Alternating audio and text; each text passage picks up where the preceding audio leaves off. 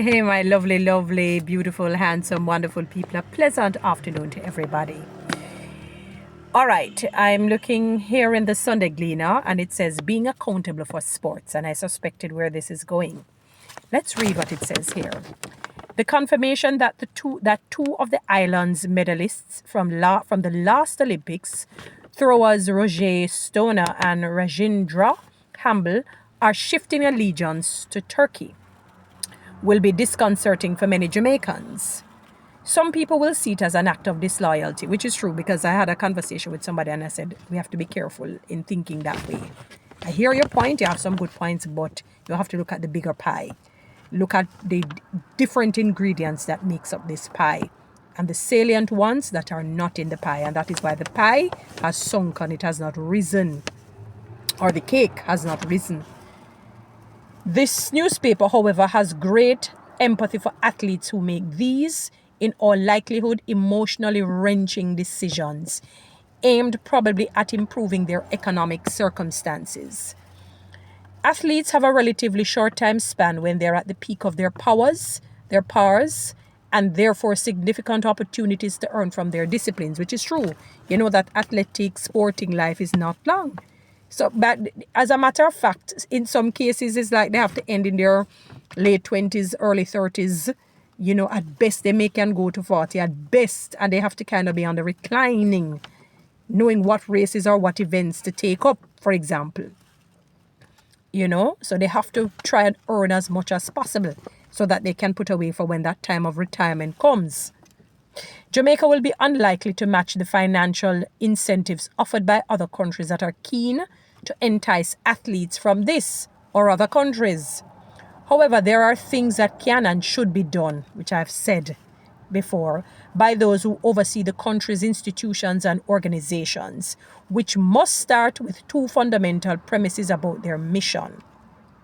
While national sporting bodies are presumed to be private institutions responsible to their registered members, they have an obligation of accountability and transparency to Jamaicans who are deeply invested emotionally and otherwise in the performance of national athletes, and they do not exist to service the executives who run them, but the well-being of the athletes whose disciplines they oversee. These organizations, therefore, must foremost be athletic-centric in their outlook. When I talk about people-centric, oh God. National dialogue, which is why the Gleaner renews its calls made after last year's Paris Olympics for a national dialogue on the management of sport in Jamaica and the obligation of major sporting organizations, especially the Jamaica Athletics Administrative Association, that's the J3A, which is responsible for track and field athletics, and the Jamaica Olympics Association, JOA. At Paris, Stoner became not only the first Jamaican to win a medal in the discus throw at the Olympics, he gained the gold, and we were so proud of him. Similarly, Campbell's bronze in the shot put was Jamaica's first medal at the Olympics in that discipline. So it was what you would call them again, the field events, that the word ones, is field events you call those, as opposed to the track, you know, more field events that really shone in that year's Olympics.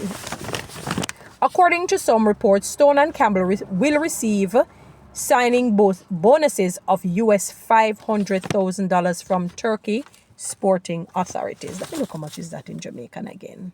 Beautiful people, if you do it at 160, it's $80 million. And some people just want 500,000 Jamaican as their salary monthly, like the public sector workers, you know. Yeah, let's continue. So they will receive incentives for medal winning performances at major games. 4 of the island's medals were in field disciplines, including 2 for throws, Roger Stoner's gold for the discus throw, and Rajendra Campbell's bronze for the shot put. These were Jamaica's first ever medals in these disciplines at the Olympics. They are not the first Jamaican athletes to decamp to Turkey. In 2014, former high school and U.S. collegiate sprinter Jakes Harvey obtained Turkish nationality to run for the country. and a year later he was followed by another sprinter, Winston Barnes. Jamaican athletes have also moved to rich Middle East countries.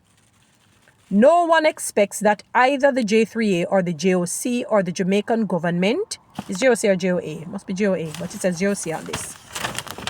Or the Jamaican government is in a position to match the signing bonuses reportedly received by or promised to Stoner and Campbell, or pay them hefty monthly stipends. I mean, to be honest, we're not expecting the Jamaican government to do that because, may not be affordable. But a decent salary can be given to them. A decent salary can be given to them. But it is not this newspaper's sense that the Jamaican sporting associations or government agencies have done sufficient to leverage a country's earning potential from its international athletes to create a pool of funds which could be used to provide additional financial support to competitors. Beyond any training grants offered by the government, outside the major global events such as Olympics and the World Championships, for example, it is rare for a Jamaican performing at an event, say in the Diamond League competition, to be identifiable because he or she is wearing national colours or some marking that is distinctly Jamaican. Such branding could, of course, potentially clash with the event sponsorship agreements. However, it can be beyond the imagination of marketing and promotion gurus at agencies like the Jamaica Tourist Board and JAMPRO, the government's investment promotion arm, the fashion arrangements with promoters that eliminate or minimize such conflicts, that says absence or transparency. With regard to the mission of sporting bodies and to whom they owe their primary obligation, their absence of genuine transparency is telling. The financial accounts or analysis thereof of the JOA and the J3A, for example, are not readily available to the public. They are not easily found on their websites. And if there were robust reviews of Jamaica's performance at the Paris Olympic by either the J3A or the JOA, as this newspaper suggested that there should be, their findings are not generally known to the public. Regarding the operations of these bodies and the priority they place on athletes, several issues in the lead up to the Paris Games gave cause for concern. The J3A's monumental cock-up in the Nyoka Clunis matter was one of them. Mr. Clunis automatically qualified for participation in the hammer throw, but didn't get to go to the Olympics. Administrative bungling by the J3A left her name from the team list Jamaica submitted to World Athletics. By the time it was discovered, her place was already given to someone else. Mighty God. The J3As incredulously blamed the passage of Hurricane Beryl for the blunder. Oh boy. Before that was the association's cavalier, meaning nonchalant, sort of don't care, approach to the disciplinary hearing of sprinter Taekwondo Tracy, which appears to have dissipated. That raised questions of fairness and adherence to national justice. Further, it beggars the imagination that Professor Rachel Irving, who teaches biochemistry and sports science at the University of the West Indies and has studied the effects of heat and hydration on athletes for 2 months before the Olympics, couldn't arrange a meeting with the grandees at the JOA and the J3A to discuss her findings, unless Professor Irving told untruths in columns she wrote in this newspaper. It is noted during the Olympics, Paris was in the midst of a sweltering summer. Well, that was me reading what I saw in the Gleaner. So those were not my words, regarding the professor and whatnot. But I remember Safa Powell talking about, back in the day, running to give athletes, because I was told, through the grapevine, sometimes they don't even have proper shoes, food, place to live. The situation is really, really indigent. Anyway, guys, to do read TikTok and YouTube, subscribe and give me one of those lions, please. Thank you.